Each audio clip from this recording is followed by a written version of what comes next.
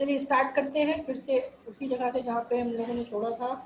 Torque का जब दो मैग्नेट आपका लगा रहे तब क्या होगा, ठीक है। अभी हमने क्या किया, देखो यहाँ पे दो मैग्नेट्स और इस दो मैग्नेट्स का हमने क्रॉस फॉर्म में बना दिया। ये मैं बता रहा हूँ, ये सिर्फ कंपटीशन के लिए बता रहा हूँ। ये आपका क्या है ना कि नहीं पूछेगा बोर्ड से, this one is only for competition, लिख लेना। अभी यहाँ पे क्या है कि हमने क्या किया, इस दोनों को यहाँ पे फिक्स कर दिया। ये जो सेंटर वाला पोजीशन आपको दिख रहा है ना, यहाँ पे आपका फिक्स रहेगा ये इस जगह, ये वाला पॉइंट, ठीक है। और इस जगह पे ये जब फिक्स रहेगा तो हम लोगों को क्या होगा, यहाँ पे दो मैग्नेटिक मोमेंट है। अब दो मैग्नेटिक मोमेंट है तो यहाँ पे क्या होगा ना, ये रोटेट करने के लिए फ्री होगा। पहला चीज, ये टॉर्क फील करेगा और टॉर्क फील होने से ये क्या करेगा, रोटेट होने लगेगा, ठीक है। अर्थ का मैग्नेटिक फील्ड की तरह। अब बोलो कैसे, तो अर्थ का मैग्नेटिक फील्ड की तरह, जो अर्थ का कुछ ना कुछ क्या है, मैग्नेटिक फील्ड है, उसके वजह से। तो इस केस में ये इक्विलिब्रियम पे तब होगा, याद करो रोटेशनल इक्विलिब्रियम बताया। फिर रोटेशनल इक्विलिब्रियम क्या होता है कि अगर total anti clockwise torque is equal to total clockwise torque, ठीक है। तो एक टॉर्क लगेगा इस मैग्नेट में भी, एक टॉर्क लगेगा इस मैग्नेट में भी। तो इस पे जो टॉर्क लग रहा है वो T2, वो T2 लग रहा है आपका ये देखो क्लॉकवाइज डायरेक्शन, और ये क्या हो गया, एंटी क्लॉकवाइज डायरेक्शन। तो इक्विलिब्रियम पे जब रहेगा, तो इक्विलिब्रियम पे कब होगा, जब दोनों टॉर्क आपका क्या हो, इक्वल हो। रोटेशनल इक्विलिब्रियम क्या होता था, total anti clockwise torque equal total clockwise torque, rotation में बता रखा है।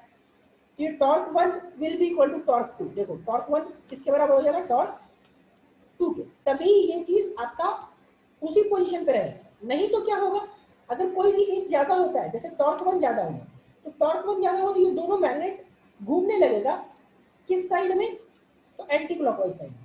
अगर टॉर्क 2 ज्यादा होगा तो ये दोनों मैग्नेट घूमने लगेगा किस साइड में, क्लॉकवाइज साइड में, ठीक है।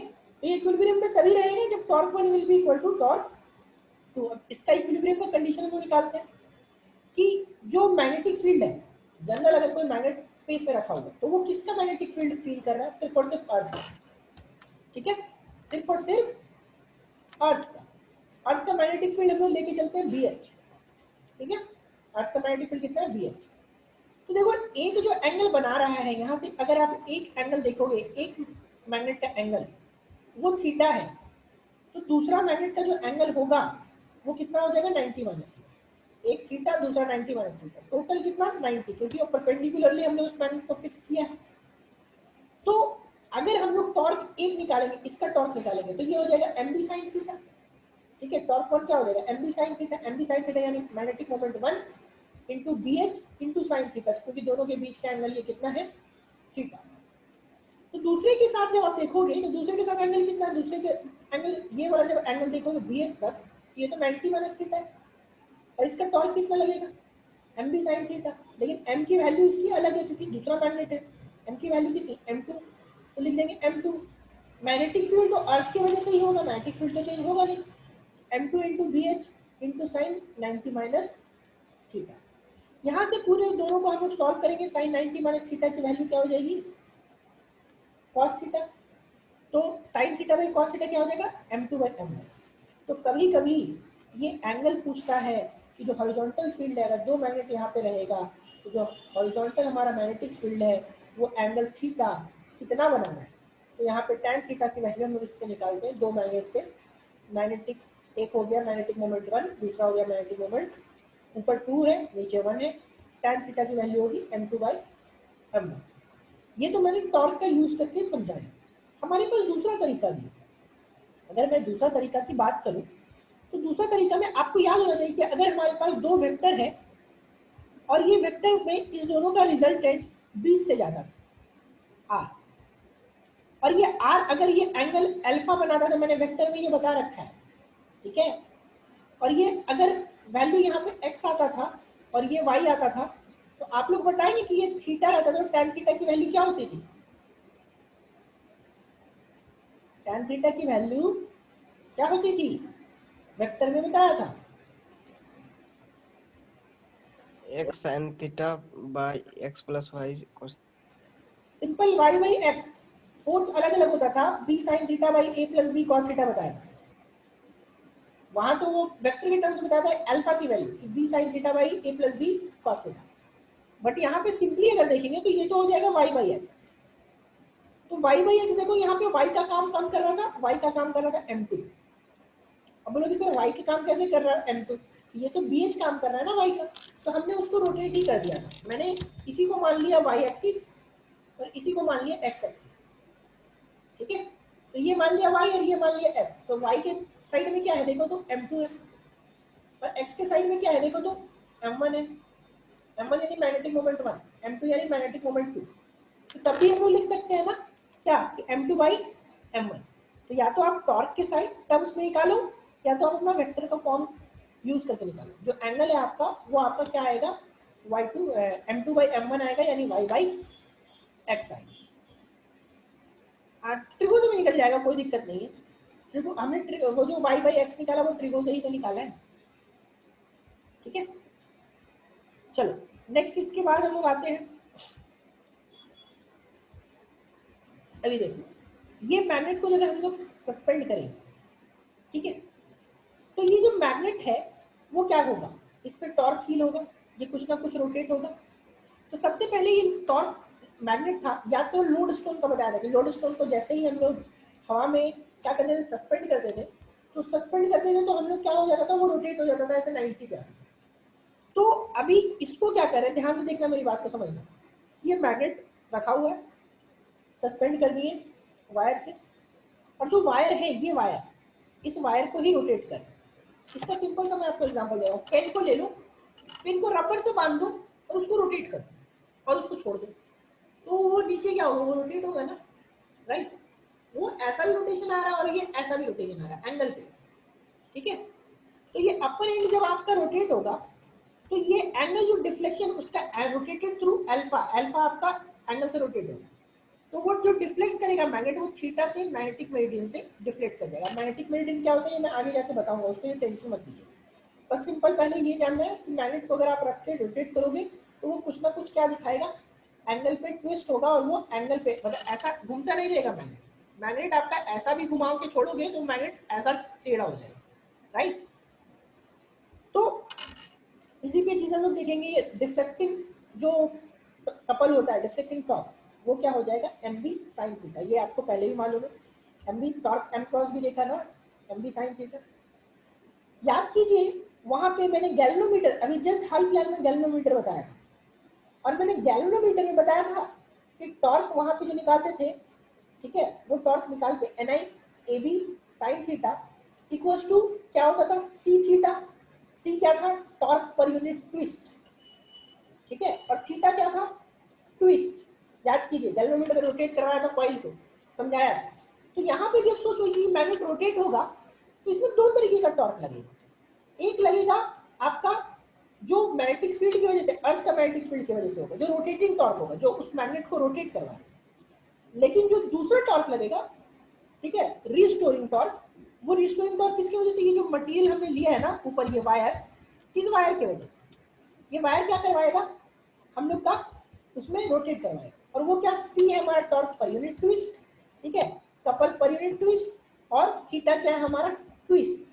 तो ट्विस्ट में इक्विलिब्रियम में, इक्विलिब्रियम में हम लोग क्या लेते थे बाबू, तो इक्विलिब्रियम में हम लोग लेते थे कि टोटल आपका anti clockwise torque equals to total clockwise torque, या फिर total external torque equals to total आपका रीस्टोरिंग टॉर्क। तो यहाँ पे क्या हो जाएगा, M B sine theta equals to, यहाँ पे अल्फा आ गया, ये अल्फा नहीं आएगा, ठीक है, प्रोपोर्शनल लिखा है, तो यहाँ पे माइनस सी थीटा आएगा, सिर्फ और सिर्फ क्या होगा, माइनस सी थीटा। क्या ये चीज सबको क्लियर हुआ, यहाँ तक सबको क्लियर है, बताइए। क्या गैल्वेनोमीटर वाला कॉन्सेप्ट से याद आया कि मैंने यहाँ पे क्या किया है, ये वाला कॉन्सेप्ट सबको याद आया, जो गैल्वेनोमीटर का कॉन्सेप्ट था, torque equals to M B sine theta N I A B sine theta, वही चीज हमने यहाँ पे भी लगाया है। यहाँ पे लगा, वहाँ पे भी सी थीटा लिया था, सी थीटा सी यानी टॉर्क पर यूनिट ट्विस्ट था, थीटा ट्विस्ट था, दोनों को इक्वेट किया था। यहाँ पे आगे हमारा आ गया था M B H sine theta. क्या ये सब जिनको क्लियर है, पार्टिसिपेंट्स पे क्लिक कीजिए, पार्टिसिपेंट्स पे क्लिक करके यस कीजिए।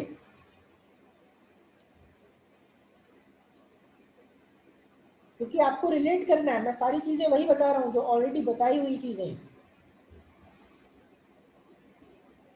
चलो इसके बाद हम लोग आते हैं magnetic field induction eight A point on axial line of A bar magnet. ठीक है, इसके पहले, इसको देखने से पहले आप लोग बताओ कि मैंने आपको इलेक्ट्रिक डाइपोल बताया था, एक माइनस चार्ज लेते थे, एक प्लस चार्ज लेते थे। ठीक है, दो पॉइंट बताया था, एक बताया था यहाँ पे इसको एक्सियल पॉइंट बोलते थे, इसको इक्वेटोरियल पॉइंट बोलते थे। आप लोग बताओगे कि एक्सियल पॉइंट पे इलेक्ट्रिक फील्ड कितना होता था? एक्सियल पॉइंट पे electric field, 2kp upon x cube, ठीक है, एक्स क्यूब या फिर आर लेते 2kp थे। upon x cube, हाँ, आर लेंगे तो आर क्यूब आ जाएगा, डिस्टेंस अगर आर लेंगे 2kp अपॉन आर क्यूब। ठीक है, अभी आप लोग बताओगे इक्वेटोरियल पॉइंट पे कितना आता था? इक्वेटोरियल पॉइंट यानी कि ये वाला पॉइंट पे कितना आता था? kp upon r cube, kp पर आता। बाकी लोगों का क्या, बाकी लोगों को याद आ रहा है कि हमने एक्सियल पॉइंट पे इक्वेटोरियल पॉइंट पे डेरिवेशन किया था? मैंने बोला भी था कि बहुत इंपॉर्टेंट है आपका, बोर्ड्स में आपका ये पूछता है और अल्टरनेट ईयर में 5 मार्क्स का डेरिवेशन, मैंने उसको इंपॉर्टेंट मार्क करवाया। ठीक है, तो अभी आप लोग बताओगे कि टू एक्सियल पॉइंट में मैग्नेटिक फील्ड, अभी हमें क्या निकालना है? Magnetic field induction. तो अभी मैं बी की वैल्यू, आपने यहाँ पे निकाला था ई की वैल्यू, मैं सबसे पहले एक्सियल पॉइंट पर लिखता हूँ कि एक्सियल पॉइंट पे ई की वैल्यू जो होती है वो होती है 2kp बाई आर क्यूब। ठीक है, आपको बताना है कि मैग्नेटिक फील्ड की वैल्यू जो होगी इस जगह पे बी की वैल्यू, बी ए एक्सियल पॉइंट पे, वो कितनी होगी मैग्नेटिक डाइपोल की वजह से? बताओ बी ए कितना होगा? यहाँ पे बस आर की जगह पे डी ले लेना, क्योंकि इसमें मैंने डी लिया। बताइए, सबका जवाब आना चाहिए आपको, इसमें सोचो, दिमाग लगाओ कि के का काम कौन कर रहा है, पी का काम कौन कर रहा है, आर का काम कौन कर रहा है, और बी ए का वैल्यू बताओ।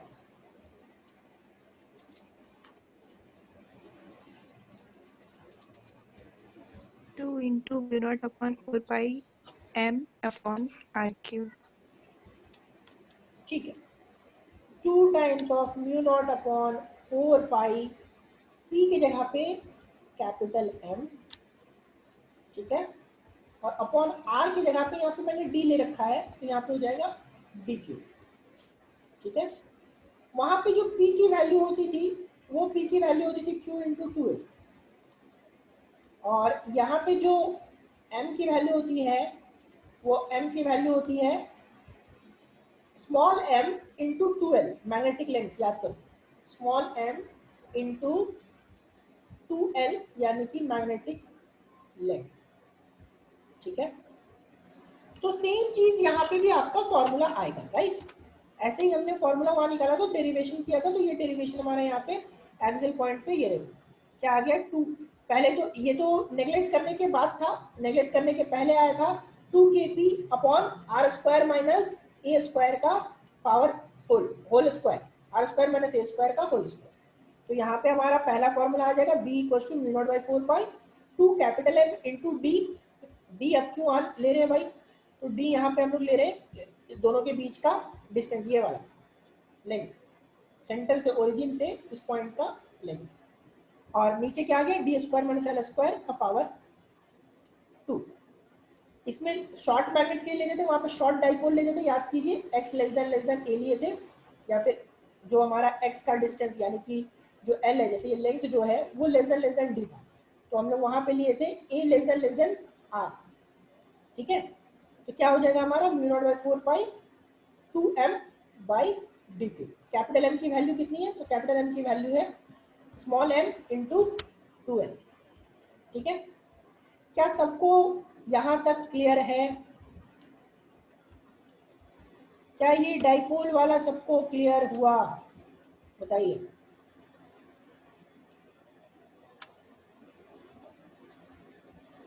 जो इलेक्ट्रिक फील्ड डाइपोल निकाला था, इलेक्ट्रिक फील्ड के वजह, electric field due to electric dipole, तो अभी सेम चीज देख रहे हैं, magnetic field due to magnetic dipole, magnetic field induction due to magnetic dipole. J D Gaurav, आप लोगों को क्लियर नहीं है क्या? विपुल, जीडी, गौरव, विपुल, आप लोग कोई डाउट है तो पूछिए। पायल,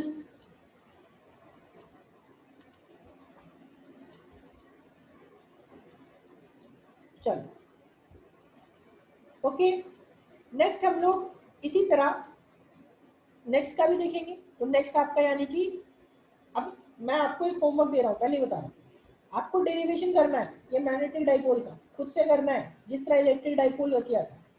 ठीक है, magnetic field due to magnetic dipole at axial point, सबका डेरिवेशन कल आएगा, आज शाम तक आएगा डेरिवेशन व्हाट्सएप पे, तभी नेक्स्ट क्लास दूंगा। डेरिवेशन नहीं आएगा मैं नेक्स्ट क्लास नहीं लूंगा, पहले ही बता देता। ठीक है, दूसरा आ जाएगा आपका, ये देखो दूसरा हम लोग लेंगे तो आप लोगों ने बोला अभी sir KP by R cube आएगा, तो दूसरा हम लोग लेंगे तो वो भी आपका केपी बाई आर क्यूब आ जाएगा। ठीक है, नेक्स्ट पे आते हैं, ये क्या इक्वेटोरियल पॉइंट पे।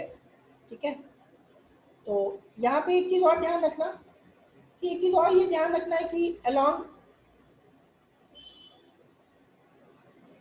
ठीक है, हाँ रिवाइज करने के बाद कोई दिक्कत हो तो पूछ लीजिए और एक बार जो आज का दिया वो डेरिवेशन पुराना देख करके बना लीजिएगा। इस केस में कभी कभी क्या होता है ना कि बाकी सारे फैक्टर्स, अभी मान लो मैं बाकी सारे फैक्टर्स की बात करूं तो बाकी सारे फैक्टर्स यहाँ पे देखो mu naught by 4 pi constant है, अगर m जो है कांस्टेंट है तो यहाँ से b जो है वो इनवर्सली प्रोपोर्शनल हो जाएगा किसके, d क्यूब के। ये देखो b क्या हो जाएगा, इनवर्सली प्रोपोर्शनल d क्यूब के, b is proportional to 1 by d। अगर m कांस्टेंट है तो यहाँ से हम लोग एक और इक्वेशन लिखा सकते हैं कि B D cube, b1 into D cube, d1 का cube equal to b2 into d2 का क्यूब। ठीक है, ये चीज ध्यान रखना, लेकिन ये तभी होगा जब मैग्नेटिक मोमेंट कांस्टेंट होगा। दूसरा इक्वेटोरियल पॉइंट में, इक्वेटोरियल पॉइंट में याद करो इसमें निकालते थे, वहां पे लाइन लेते थे और ये आपका नेट आता था, ये नॉर्थ पोल की वजह से, ये साउथ पोल की वजह से, ठीक है, अट्रैक्ट करता था। और फिर फाइनली हमारा ये डिस्टेंस निकाल के करते थे तो वहां पे आता था हमारा केपी बाई आर क्यूब, और पहला आता था जो आता था वो आता था के पी, अगर नेग्लेक्ट नहीं करेंगे तो आता था K P upon R square minus K square का होल पावर 3/2। तो यहाँ डी ले रहे हैं तो डी का आपका D square minus L square का होल पावर 3/2। और अगर आपको डी दिक्कत लग रहा है कि नहीं सर डी नहीं लेंगे तो आप एल की जगह ए भी ले सकते हो, कोई दिक्कत नहीं, डी की जगह आप आर भी ले सकते हो ताकि सेम फॉर्मूलाज आपको याद हो जाए। बस के की जगह के की वैल्यू जो 1/4 पाई एप्सिलॉन नॉट होती थी वो हो जाएगा म्यू नॉट बाई 4 पाई। ठीक है, बच्चे शॉर्ट बार मैग्नेट की वजह से तो होता था, अभी आपने बोला था K P by R cube, तो यहाँ देखो के का वैल्यू म्यू नॉट बाई 4 पाई आ गया, पी की वैल्यू, तो पी का काम कौन कर रहा है, कैपिटल एम कर रहा है तो एम आ गया, बाई आर क्यूब, आर का काम कौन कर रहा है, डी कर रहा है तो डी क्यूब आ गया। ठीक है, और दूसरा इसका जो डायरेक्शन होता है वो जस्ट मैग्नेटिक लेंथ के ऑपोजिट होता है। ठीक है, मैग्नेटिक मोमेंट के ऑपोजिट होता है, और जो मैग्नेटिक एक्सियल इसके पहले में होता है वो एक्सियल लाइन के तरफ होता है, यानी मैग्नेटिक मोमेंट के सेम डायरेक्शन में होता है, साउथ टू नॉर्थ ही होता है, लेकिन इसका जो होता है वो नॉर्थ टू साउथ है।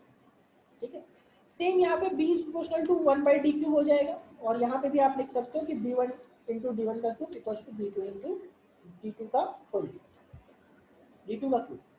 ठीक है,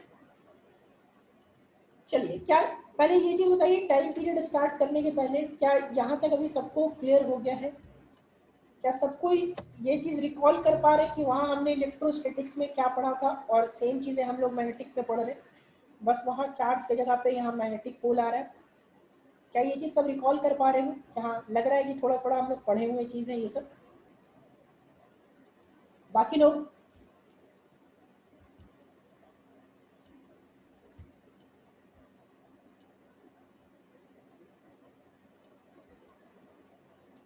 चलो अभी हम लोग एक नया टॉपिक देखने जा रहे हैं, वो है टाइम पीरियड। ये मैंने आप लोगों को उस टाइम नहीं बताया है, और ये आपका एक्चुअली एनसीईआरटी के टॉपिक के हिसाब से मैं पढ़ाता हूँ, इस वजह से आपका वहाँ पे नहीं बताया। यहाँ पे हम लोग मैग्नेटिक फील्ड का निकालेंगे, और ये पहला ऐसा टॉपिक है जो हम लोग मैग्नेटिक फील्ड का निकालेंगे और इलेक्ट्रिक फील्ड के लिए फॉर्मूला लिख लेंगे। ठीक है, पहले क्या किया था हम लोगों ने, इलेक्ट्रिक फील्ड का निकाल रखा है, मैग्नेटिक फील्ड के लिए फॉर्मूला लिखेंगे, एक मैग्नेटिक फील्ड का निकालेंगे और इलेक्ट्रिक फील्ड के लिए हम लोग फॉर्मूला लिखेंगे। अभी मान लो हमारे पास कोई मैग्नेटिक मोमेंट है मैग्नेट का, और इस मैग्नेट को हमने रख दिया मैग्नेटिक फील्ड इंटेंसिटी, और ये जब यहाँ पे रहेगा तो क्या होगा, रोटेट होगा, इस पे कुछ ना कुछ फोर्स लगेगा, ठीक है।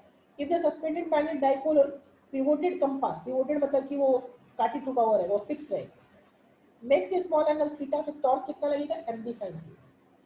ये टॉर्क इसको क्या करवाएगा, रोटेट करवाएगा, ठीक है। और ये जो टॉर्क रोटेट करवाएगा, टॉर्क रोटेट करवाता है तो ये एंगुलर एक्सेलरेशन प्रोड्यूस करता है। एंगुलर एक्सेलरेशन याद होगा, रोटेशन में बताया था कि टॉर्क रोटेट होने पे angular displacement, angular velocity, angular acceleration, तो इसका एंगुलर एक्सेलरेशन लोग मान के चल रहे हैं कि अल्फा है, ठीक है। और याद करो टॉर्क का एक फॉर्मूला होता था मोमेंट ऑफ इनर्शिया और अल्फा के टर्म्स में, क्या होता था,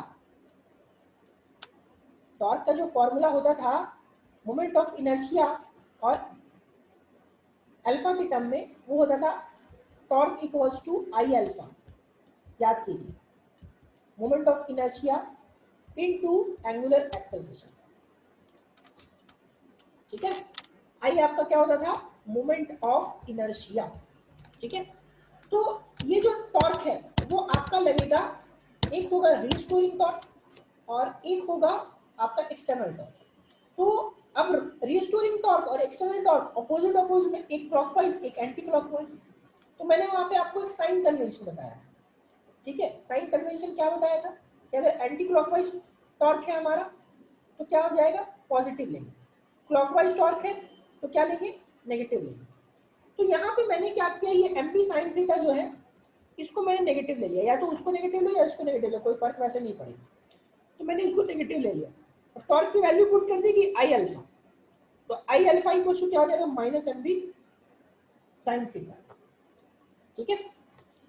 अब यहां से क्या होगा कि अल्फा की वैल्यू याद कीजिए, एक्सेलरेशन की वैल्यू मैंने ऐसे आपको बता रखी है कि एक्सेलरेशन की वैल्यू जो होती है डिफरेंशिएशन के टर्म में वो होती है d2r, यानी डिस्प्लेसमेंट का 2 बार डिफरेंशिएशन करते थे तो एक्सेलरेशन मिलता था, ठीक है। तो हम लोग थीटा के टर्म्स में जब बात करेंगे तो रोटेशन में ये बता रखा है कि एंगुलर डिस्प्लेसमेंट का 2 बार डिफरेंशिएशन करेंगे, एंगुलर डिस्प्लेसमेंट यानी थीटा का 2 बार डिफरेंशिएशन करेंगे तो हमें क्या मिलेगा, एंगुलर एक्सेलरेशन, एंगुलर डिस्प्लेसमेंट का डिफरेंशिएशन करने में ये होता है d2 theta by dt square, ठीक है। इसको मैंने उठा के यहाँ पुट कर दिया, अल्फा की value d2 theta by dt square, और यहाँ पे d2 theta by dt square equal to minus mb sin theta. चलो अभी यहाँ से देखो तो ऐसा कुछ दिख रहा है क्या कि d2 theta by dt square is proportional to d2 theta by dt square is proportional to minus theta, m और b तो कांस्टेंट ही रहेगा, और स्मॉल एंगल के लिए साइन थीटा थीटा हो जाता है, याद करो बताया था कि स्मॉल एंगल के लिए साइन थीटा क्या हो जाता है, थीटा। आप लोग बताओगे कि ये किस चीज का कंडीशन दिख रहा है, d2 theta by dt square is proportional to minus theta, तो ऐसे केस में किस चीज का कंडीशन होता था ये, या फिर ऐसा बताया था कि acceleration is proportional to minus x, किस चीज का ये कंडीशन होता था। चलो एक का जवाब आया, और बाकी लोग किसी को याद है, SHM याद कर लो, A इक्वल्स टू बताया था SHM में होता था माइनस ओमेगा स्क्वायर x, याद आया, बहुत झुलाया था उस टाइम पेंडुलम हमने इधर से उधर, SHM। तो क्या ये SHM अब आपको समझ में आ रहा है कि इस मैग्नेट को अगर मैग्नेटिक फील्ड में आप रखोगे तो ये क्या परफॉर्म करेगा, SHM परफॉर्म करेगा ना, ठीक है। जब भी आप मैग्नेट को मैग्नेटिक फील्ड में रखोगे तो क्या परफॉर्म करना शुरू करेगा, SHM परफॉर्म करना शुरू करेगा। अब जब SHM परफॉर्म करेगा यानी रोटेट होता रहेगा, तो रोटेट होता रहेगा तो उसमें क्या लिखे करेंगे हम लोग, उसका कुछ ना कुछ तो टाइम पीरियड होगा, पेंडुलम जब रोटेट करता है तो उसका कुछ ना कुछ क्या होता है, टाइम पीरियड होता है, किस टाइम के बाद वो अपना रोटेशन को रिपीट कर रहा है, ठीक है। तो वो रिपीट जब करेगा तो रिपीट करेगा उसका टाइम पीरियड होगा, टाइम पीरियड हम लोग किसके टर्म्स में निकालेंगे, ओमेगा के टर्म्स में, टाइम पीरियड आपको मालूम 2 पाई बाई ओमेगा, और मैंने यहाँ आपको कंडीशन बताया कि a equals to minus omega square x, ठीक है। तो आगे हम लोग चलेंगे और आगे हम लोग देख करके देखते हैं कि हम लोग टाइम पीरियड कैसे निकालते हैं। कुछ नहीं करना है, बस आई को भेज देना है आपका राइट हैंड साइड, तो आ जाएगा M B by I. Sine theta को कर देंगे स्मॉल एंगल के लिए थीटा, ठीक है। चलिए नेक्स्ट हम लोग आते हैं, और negative sign indicate that angular acceleration opposite, मतलब टॉर्क जस्ट अपोजिट साइड में रहेगा। When theta is very small sine theta tends to theta, बता रखा है ऑलरेडी, ठीक है। तो आई जो इक्वेशन आ गया वो क्या आ गया, I equal to D two theta by D T square is equal to minus M B theta, ठीक है, या फिर D two theta by D T square equal to minus M B by I into theta. Condition of S H M जो होता है वो होता है minus omega square X, as the angular acceleration is alpha is directly proportional to the angular displacement. The equilibrium directed towards the equilibrium position, the magnet performs angular simple harmonic motion, ठीक है। Alpha का condition minus omega square theta, दोनों को compare करेंगे तो देखो omega square की value आ जाएगी कितनी आएगी, आप ही लोग बताओ ओमेगा स्क्वायर की वैल्यू कितनी आ जाएगी, आप ही लोग बताओ, दोनों को कंपेयर करो। एल नहीं, m B by I, moment of inertia m b upon I. तो यहाँ से हम लोग लिख लेंगे कि हाँ भाई ओमेगा स्क्वायर की वैल्यू आ गई एम बी अपॉन आई, तो इससे ओमेगा का वैल्यू आ जाएगा। देखो अब ओमेगा का वैल्यू पुट करेंगे, ओमेगा याद करो क्या होता था, 2 pi by t, t equals to 2 pi by omega, omega equals to 2 pi by t. तो ओमेगा स्क्वायर करेंगे, ओमेगा स्क्वायर करेंगे यानी 2 पाई बाई टी का होल स्क्वायर, 2 पाई का स्क्वायर हो गया 4 पाई स्क्वायर, टी का स्क्वायर तो टी स्क्वायर। यहाँ से हमारे पास इक्वेशन आ गया 4 pi square by t square equals to M B by आई। यहाँ से टी की वैल्यू हम लोग निकाल लें, तो जब टी की वैल्यू आप निकालोगे तो t square equals to 4 pi square I by m b. तो यहाँ से टाइम पीरियड का वैल्यू आ गया 2 pi under root I by m b, यानी कि किसी मैग्नेट को, उस मैग्नेट का मोमेंट ऑफ इनर्शिया आई है वो दिया हुआ रहेगा, अगर नहीं भी दिया होगा तो हम निकाल लेंगे, ठीक है। थोड़ा सा रिवीजन करना, आपको मोमेंट ऑफ इनर्शिया याद आएगा, वो निकाल लेते हैं। और एम बी, अब मैं आपको एक क्वेश्चन पूछ रहा हूँ कि इलेक्ट्रिक डाइपोल, सोचो क्या इलेक्ट्रिक डाइपोल को इलेक्ट्रिक फील्ड में डालने पे एसएचएम परफॉर्म करेगा कि नहीं करेगा, इस कॉन्सेप्ट से सोच के देखो। अगर इलेक्ट्रिक डाइपोल को इलेक्ट्रिक फील्ड में डालेंगे तो वो क्या परफॉर्म करेगा, एसएचएम। अब एसएचएम परफॉर्म करेगा तो उसका टाइम पीरियड होगा डाइपोल का, तो डाइपोल का टाइम पीरियड आप लोग बताइए कितना होगा। इस फॉर्मूला को देखिए और बताइए कि इलेक्ट्रिक फील्ड के केस में जो टी की वैल्यू आएगी वो टी की वैल्यू कितनी आएगी इलेक्ट्रिक डाइपोल के लिए, टी इक्वल्स टू कितना आएगा, 2 पाई के बाद क्या आएगा,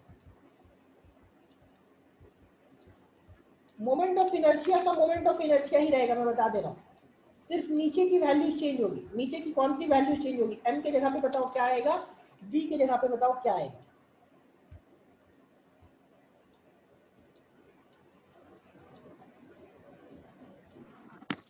ई, पी, और ई के जगह पे, बी के जगह पे ई, पी इंटू ई।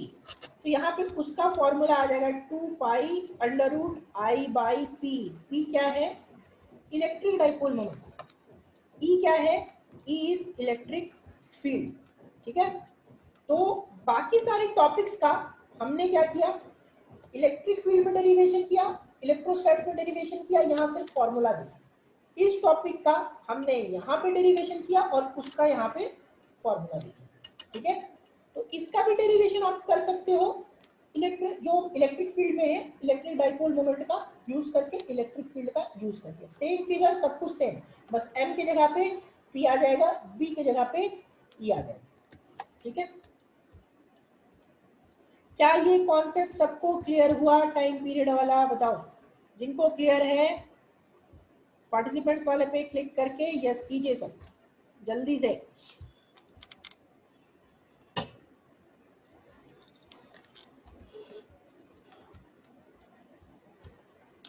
चलो इसके बाद, चलो ठीक है, मैक्सिमम लोग क्लियर है। नेक्स्ट हम लोग आते हैं नेक्स्ट टॉपिक पे।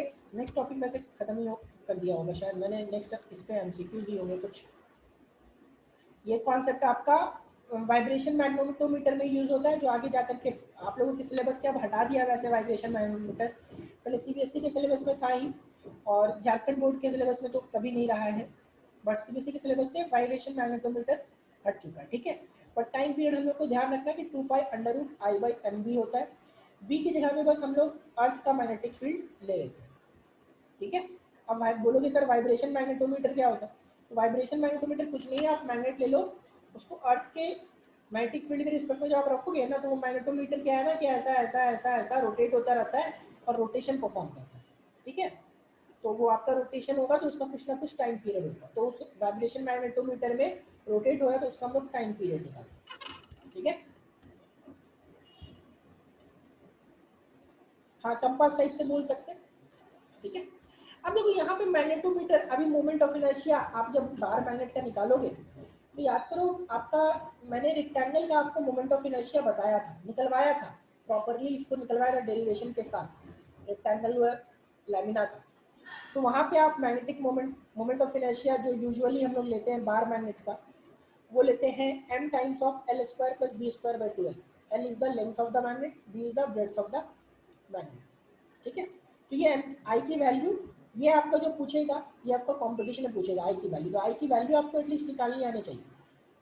कभी कभी कंपटीशन में क्या करेगा कि आई की वैल्यू देगा नहीं, डायरेक्ट नहीं देगा, आपको निकालना, मैग्नेट का मास दे देगा, मैग्नेट का लेंथ दे देगा, मैग्नेट का ब्रेड्थ दे देगा, तो आपको मोमेंट ऑफ इनर्शिया आना चाहिए। अब देखो यहाँ पे जो एम है, दिस एम, ये एम आपका मैग्नेटिक स्ट्रेंथ नहीं है, मैग्नेटिक पोल स्ट्रेंथ नहीं है, ये एम आपका मास ऑफ द मैग्नेट है, ध्यान रखना।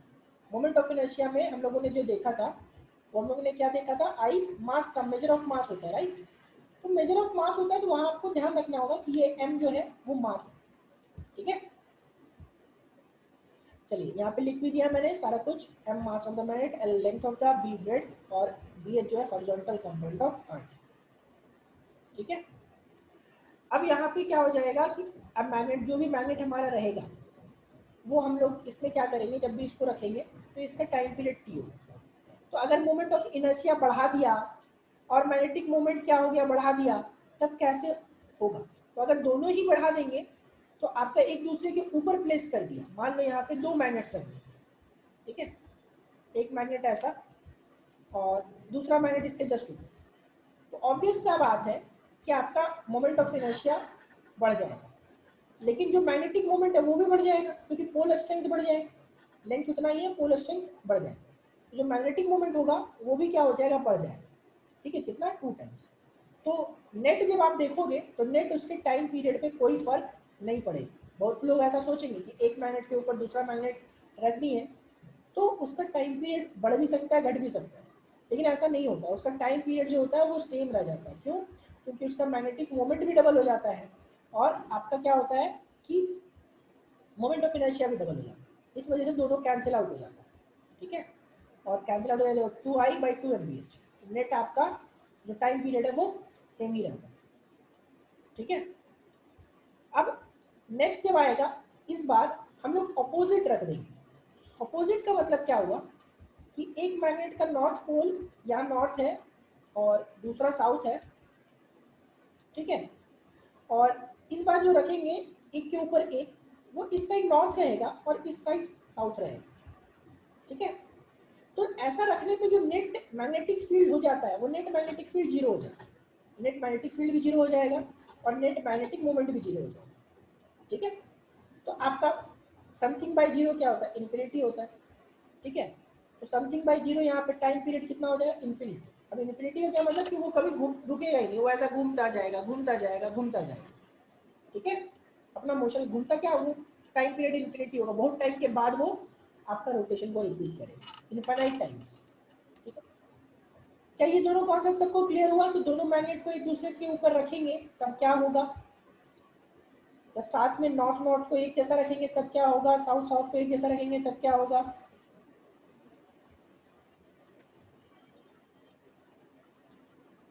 क्या ये दोनों को क्लियर हो गया सबको कि पहला वाला केस क्या बता रहा है, दूसरा वाला केस क्या बता रहा है? पहला वाला केस बता रहा है कि दोनों में हम लोगों को मैग्नेट जो रखना है, एक बार नॉर्थ नॉर्थ साथ रखना है, साउथ साउथ साथ रखना है। दूसरे में क्या करना है कि हम लोगों को ये नॉर्थ नॉर्थ एक साथ रखे, साउथ साउथ एक साथ रखे, दूसरा वाला में जस्ट अपोजिट रखना है, ठीक है।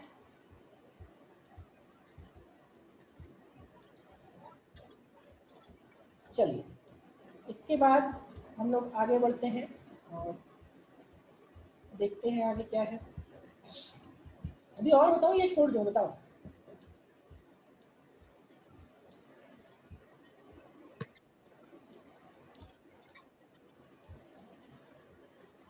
क्या करना है बताओ जल्दी से, सबको बताइए जल्दी, तभी एक क्लास और लूंगा।